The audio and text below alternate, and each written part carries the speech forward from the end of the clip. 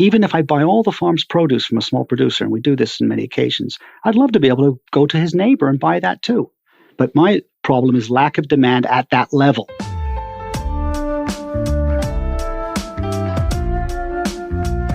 Not lack of demand for Colombia coffee, that's fine, but lack of demand at a sustainable level. Maybe the most efficient industrial producers or countries can survive.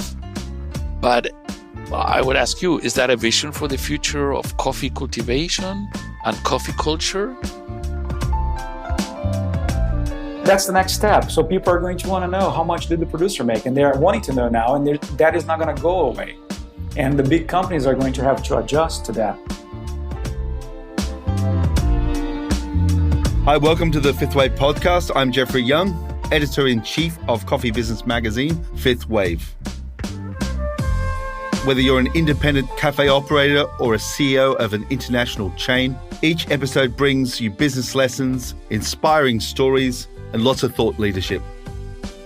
Today, we're going to get an overview of the business of green coffee. How does a coffee bean get from a farm into our daily cup? We're going to understand why Brazil is able to produce coffee at a profit while many other coffee-producing countries struggle. How are we going to maintain customer choice given that farming isn't financially sustainable for many?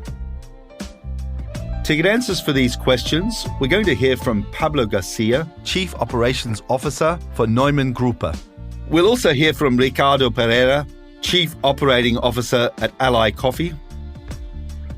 But we're starting off our green coffee journey with Stephen Hurst, founder of Mercanta, a green coffee provider. Stephen began his career at J. Aron & Company, a commodities trading firm that was later bought by Goldman Sachs. Stephen founded Mercanta in 1996 and today imports from up to 20 coffee-producing countries and distributes from 9 warehouses around the world.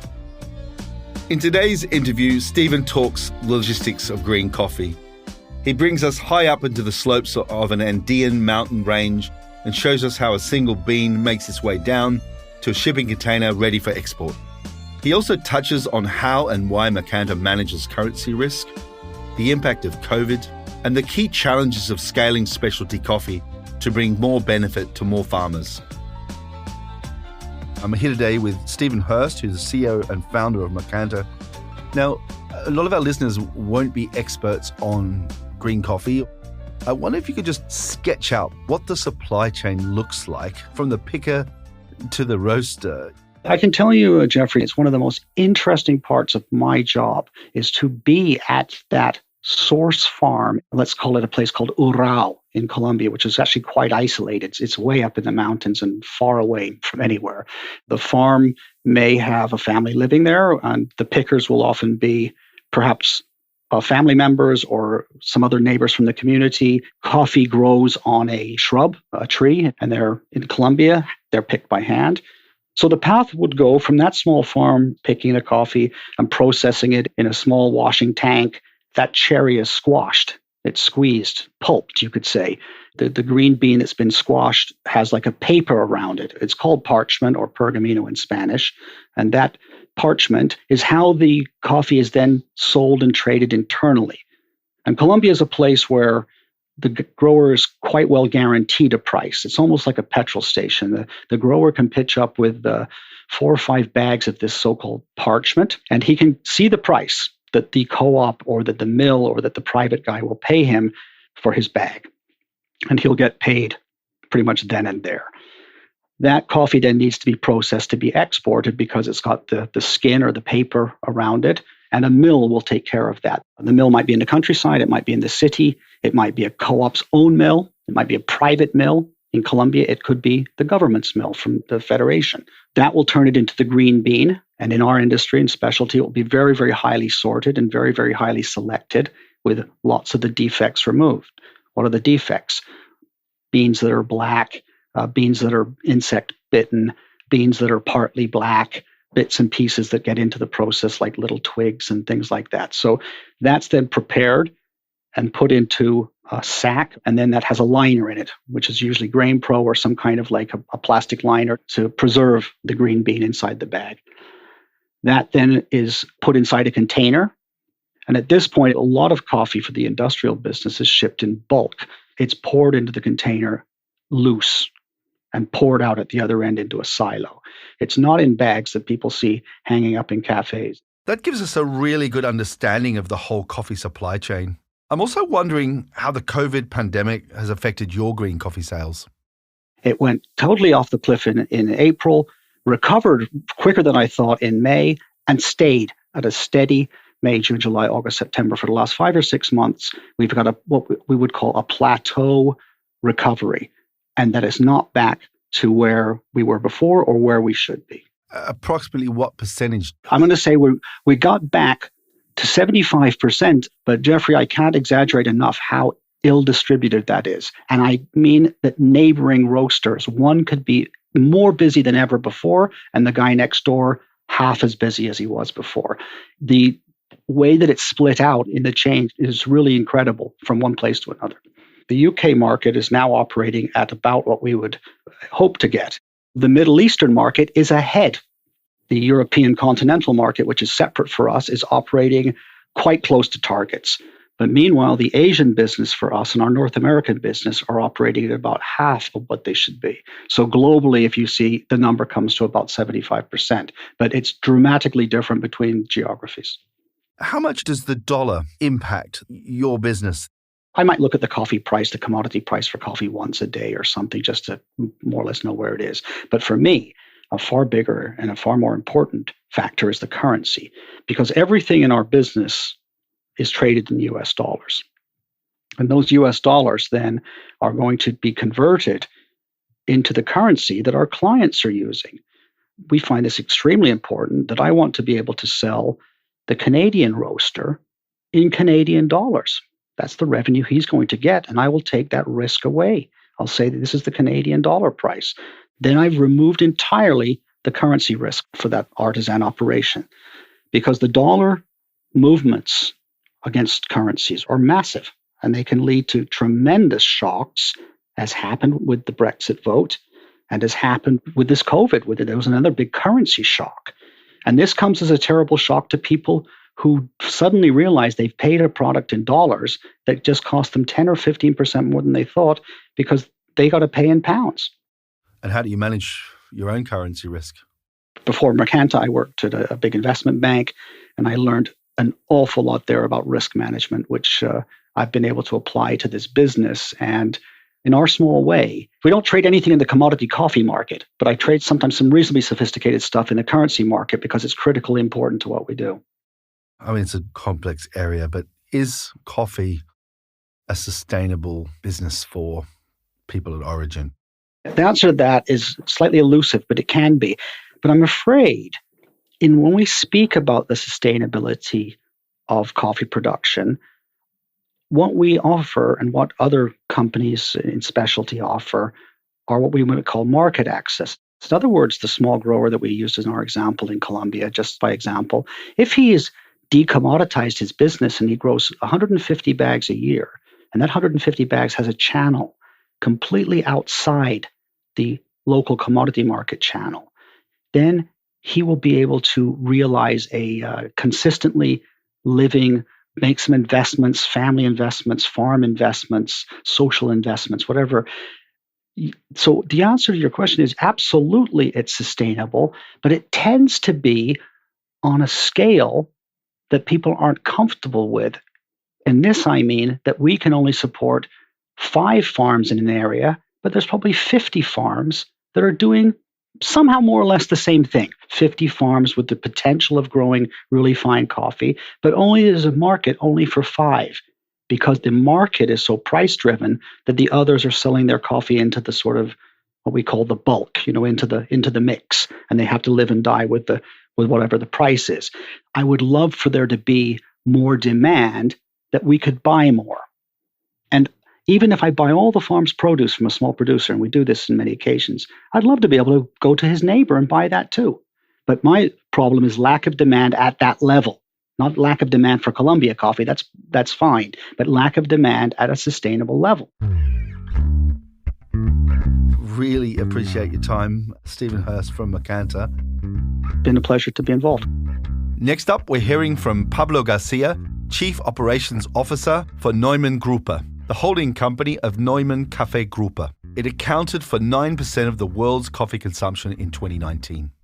Their activities stretch all the way across the entire coffee supply chain, from owning farms in Mexico, Uganda, and Brazil, to operating its own mills, to exporters, and running specialty coffee importers such as Atlas Coffee Importers and the Inter-American Coffee Group. In this conversation, Pablo gives an update on today's green coffee market and his views on what drives coffee commodity pricing. Pablo also lays out what will happen to the coffee in our cups if we don't make the business of growing coffee economically viable for farmers. Welcome, Pablo. Yeah, well, thanks, Jeffrey, for having us today with you. What are the big issues for our industry in terms of getting and guaranteeing supply across the world? On the production side this year, what we saw in the first quarter was the tail end of the last year's washed Arabica coffees coming from Central America, Africa, through without real distortion. And since the middle of the year, actually starting with June, July, we're experiencing a record Brazil crop with excellent qualities, which really find its way into the markets. And that has put a lot of pressure on the price levels. That effect, I would suggest, is mainly seen in the futures markets because differentials for washed Arabica coffees have been trading at a large premium, tending to reflect both higher production costs, but in many cases, these price levels are already below full cost of production. Now, if we look ahead the last quarter of the calendar year and maybe into the first quarter 21, new crop in Central America and Colombia is just starting, and the effect of the pandemic and the recent weather calamities in Central America are yet to be felt. So there may be possible disruptions in the cards. And for sure, a continuation of these low prices may create a vicious cycle leading to loss in diversity of origins, which cannot compete. And the fact of diversity is really very important for the quality in the cup blend. What are the fundamental things that set the price of coffee on a global scale? Well, supply and demand, definitely. Fundamental supply, very much. Coffee is a lifestyle product, but at the same time, it is trading as a commodity in the futures market. So the futures market set a common denominator, like a basis for the price levels. Again, that is just a standard. Above that, you will find what we call the differentials above the futures price, which show the appreciation for a certain quality at a given time. That sets basically the price. And then because coffee is traded as a commodity in the futures market, you have also investment funds participating in the market. That leads sometimes to extremes in price gyrations and volatility, making coffee business at times rather unpredictable. And that is for a producer, evidently, who carries a tree crop. It makes it difficult to plan ahead. You know, there's a lot of people out in the industry that say the coffee farming, we're actually selling below the production price.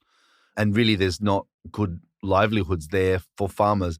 Is there reality in that? And if so, what are the solutions to making farming coffee something that can provide enough profits and livelihoods to make it worthwhile? Coffee is a traditional product. It's been grown over centuries. But in order to maintain that culture, we need to look at the level of income. Definitely. That is a challenge. So basically, and I can only answer in terms of price constellation for the future, I would want to focus on the green coffee prices. Today, in many countries, prices are below full cost of production. Yes, maybe you are covering your variable costs or picking costs barely, but that is not an avenue for the future. Coffee prices must be remunerative to coffee farmers and, above all, also attractive to the next generation, to the youth of coffee producers. You know, we cannot expect an industry to thrive if the basis of it, the producer, is not making a decent return on his efforts and investment. At today's prices, I don't see this happening on the long run. Concentration of production to a few producing countries shall even create higher dependency on those and volatility, both in prices and supply. So maybe the most efficient industrial producers or countries can survive. But I would ask you, is that a vision for the future of coffee cultivation and coffee culture? In my view, definitely not. We need diversity of supply and origins and coffee qualities in order to continue developing our coffee culture and business and fulfill consumers' demands. I mean, if you really look at it in terms of quality, the coffee varieties, the different terroirs, they provide us with a huge spectrum of taste experiences and pleasure. But that comes at a price. So what I would see is that we need higher prices, and we also must accept a widening of the price brackets between qualities to then honor the real extra efforts for that extra product with even substantially higher prices. The other issue I see is that there is the environmental concern, increasing social and living standards, better agricultural practices, and that the fact I mentioned of the higher quality differentiation. This is all desirable, but all these prospects, they come at a cost. We all involved in the coffee value chain have to work towards these objectives, making sure that higher prices are paid to farmers to include those criteria. What's the key to getting higher prices to farmers? I think there are many efforts being undertaken worldwide by the industry, by groups like us, in order to bring higher transparency in terms of income to farmers. I think that's a very important issue we need to look at. But at the end, it's a matter of supply and demand. That fact we will not change. But what we will change, and I think the industry is also doing a great job, is by differentiating the products and showing more and more to the consumer what effort it is and it needs to bring a sound cup of coffee on their tables. It's a huge and tremendous effort if you really consider each bean is picked one by one and transported all over continents until it's on the tabletop. So that consideration has to be transported or is being transported to the consumer. But at the end, it's a function of supply demand. Thank you very much, Pablo. No, thanks to you, Jeff. To round up this episode, we're speaking with Ricardo Pereira, Chief Operating Officer for Ally Coffee. Ally is part of the Monte Santo Tavares Group, a coffee-focused umbrella organization involved in growing and selling predominantly Brazilian coffees. As of today, the group exports 5% of the 60 million bags of coffee that Brazil produces each year. In this interview, Ricardo details how Brazilian coffee producers manage to financially sustain themselves in today's environment of low prices. He challenges us to think outside the box to find solutions to the heavy environmental, societal, and financial challenges confronting coffee farmers. He paints a compelling vision where each bag of coffee purchased by a roaster is traceable, transparent, and financially sustainable for everybody. A big welcome to Ricardo Pereira from Ally Coffee. Lovely to have you here today. Thank you so much, Jeffrey. Coffee is not really an industry that people want to work in anymore. The price of coffee has been low for 40 years historically. It's not even keeping up the real costs of inflation. And family farmers go, it's not for my children. Do you think that's the case in Brazil? Yeah, so Brazil is a different animal altogether. Brazil is the most developed country in terms of coffee technology, harvesting, processing. There was an exodus of people not wanting to work at farms several decades ago, where people wanting to come to the city and then have a city life as opposed to a countryside life.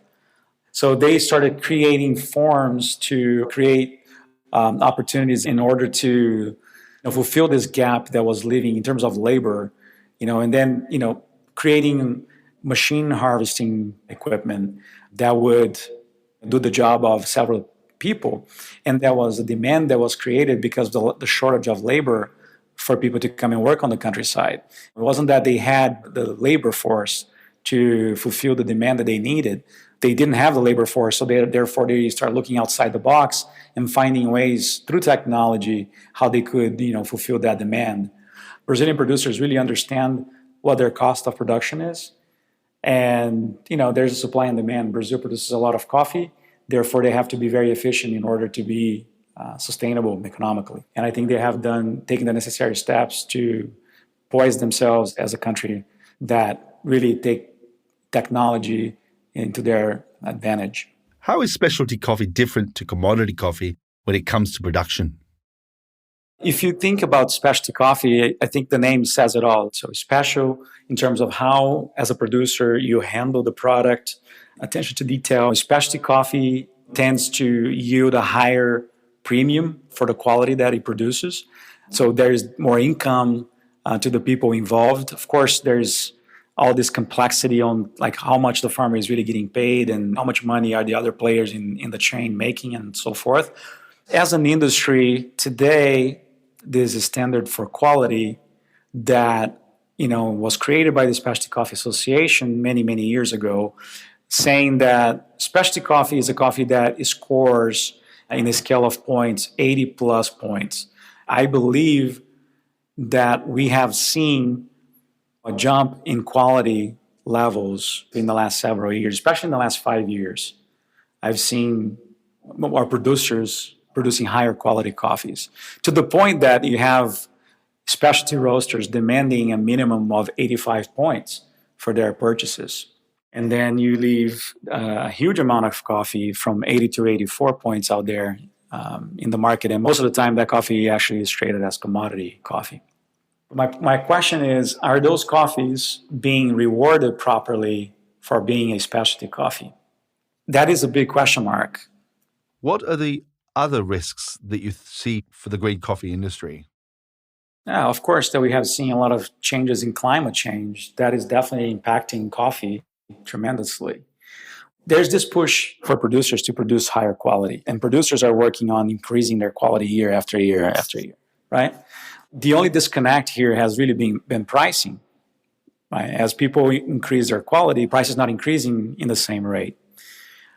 My concern is that if we don't take a look and make a change moving forward, people are going to get discouraged and they're not going to be focusing on quality anymore. They will probably do something else. The producers have been crying for help for several years now. They have said and they have asked and they have partnered with their in-country organizations to become a voice for them as well in the global level. We have the specialty industry and smaller roasters making a push to pay more to the producers and reward them better based on quality. But my question is, what are the real big companies that are working on industrialized coffee in big volumes doing? Are they doing their parts? And I have seen, Jeffrey, in the last few months, bigger companies really trying to understand their role and how they could positively impact the chain. But they have to do more. They have to jump in and they have to understand more as a bigger player in this industry, in this market. What can they do to really make this a sustainable market for everyone? So if you look, in the supply chain, we have had this demand for sustainability, right? For companies to have practices and policies in the social, environmental, economic realm, which is great. And then you have the traceability aspect as well that goes with it, and people wanting to know where their product comes from. Starbucks 2 days ago, I believe, released their traceability app where people can go to their stores and then buy a bag of coffee and scan the QR code and then know where that coffee came from, right? And we are also seeing this shift, this transparency demand created, by consumers. I can go today to a Whole Foods, for example, and I can buy a bar of chocolate from a company in New York, and I can open that package and I can eat that chocolate, and inside of the package, I can see the positive impact that that company had by buying that chocolate, by paying X amount of dollars per kilo, and then converting it into a chocolate, and then his margin. That's the next step. So people are going to want to know how much did the producer make, and they're wanting to know now, and that is not going to go away. Yeah. And the big companies are going to have to adjust to that. Think about this, Jeffrey, with me. Imagine that we have a chain in the perfect world where it's very sustainable. We're hitting the marks socially, environmentally, and economically. And there is the traceability aspect that we can know who produced that coffee. And then going a step further and developing a system where we know the pricing paid and made by each player in the chain. Imagine if we can know, here's the cost of production for that farmer, and this is how much money he made. He covered his cost, and this is the percentage that he made of profit. How much did the miller or the exporter made? All right? How much did the importer, distributor make? How much did the roaster, how much did the retailer make, right? Imagine that we can understand each one's cost of operation, each one's challenges. It's not a simple thing. It's very complex. I understand that. But imagine if we can come up with an acceptable percentage of profit made by each player in the chain, where it's totally transparent. And then that consumer can go to a store and scan that bag of coffee, and he knows where that coffee came from, but he also knows how much the players involved in making that coffee made.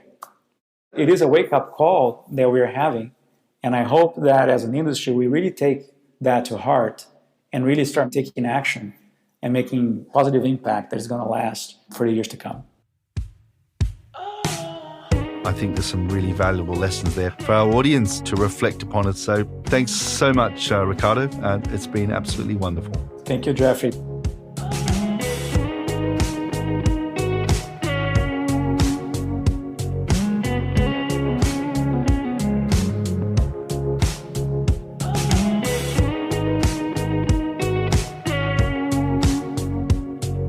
And that's all this week for Fifth Wave.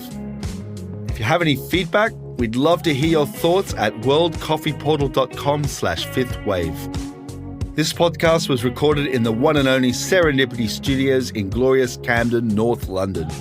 It was produced by myself, Jeffrey Young, the World Coffee Portal team, James Harper of Filter Productions, and sound engineering by Chris Bristow. The music you're listening to is Richard James, winner of the Coffee Music Project 2019, and also runner-up in the Coffee Music Project Global 2020. This is the song he competed with, Great Outdoors by Richard James. Have a great week, and until next time, stay safe and stay caffeinated.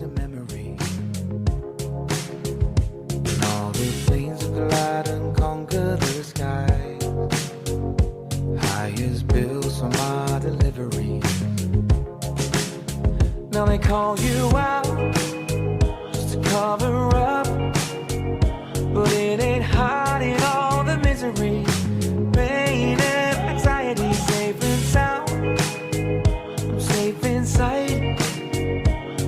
I could go back, but I'm scared to try. I'll build a castle in this room. What's so great about the great outdoors? My flat screen winds all out of view. I don't need to know the great outdoors.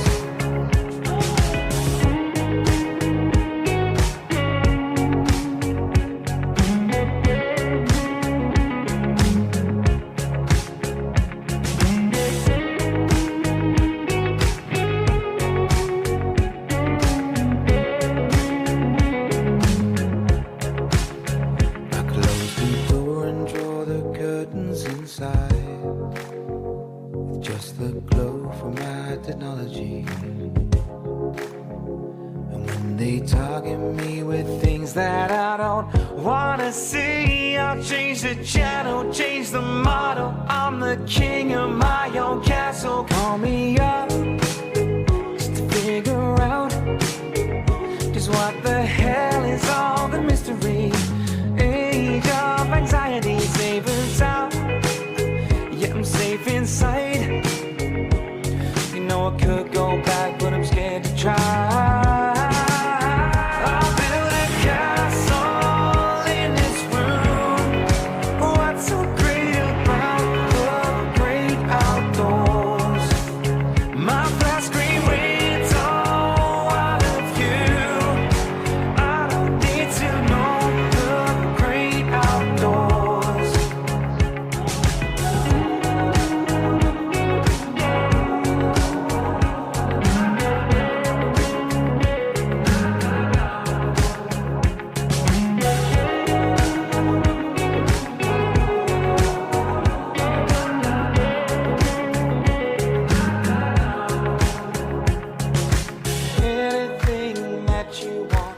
just relaxing.